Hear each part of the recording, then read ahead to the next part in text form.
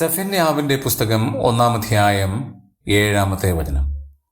യഹോവയായ കർത്താവിന്റെ സന്നിധിയിൽ മിണ്ടാതെ ഇരിക്കുക. മിണ്ടാതെ ഇരിക്കാനായിട്ട് സാധ്യമല്ലാത്ത കുറേ മനുഷ്യരുണ്ട്. അവരുടെ നാവുകൾ എപ്പോഴും സംസാരിച്ചുകൊണ്ടേയിരിക്കും. പക്ഷെ ദൈവം പറയുകയാണ്, നിങ്ങൾ മിണ്ടാതിരിക്കണം. എന്താണ്? ഒന്ന്, മിണ്ടാതിരിക്കാൻ പഠിക്കണം. അതിനെ സ്വയം പ്രാക്ടീസ് ചെയ്യണം. 2, മിണ്ടാതിരിക്കുന്നതിരുന്നാൽ കാര്യങ്ങളെ ഗ്രഹിക്കുവാൻ കഴിയും. നാം വിചാരിച്ചതുപോലെ അല്ല കാര്യങ്ങൾ എന്ന് ഗ്രഹിക്കുവാനുള്ള ഒരു വഴി തന്നെയാണ് മിണ്ടാതിരിക്കുക എന്നുള്ളത്. 3, നമ്മുടെ പരാജയങ്ങളെ ഒന്ന് വിശകലനം ചെയ്യാം. എങ്ങനെയാണ് നമ്മൾ തോറ്റത്, എന്തായിരുന്നു പറയേണ്ടത്, എന്ത് പറയരുതായിരുന്നു എന്ന് നമുക്ക് വിശകലനം ചെയ്യാനായിട്ട് കഴിയും.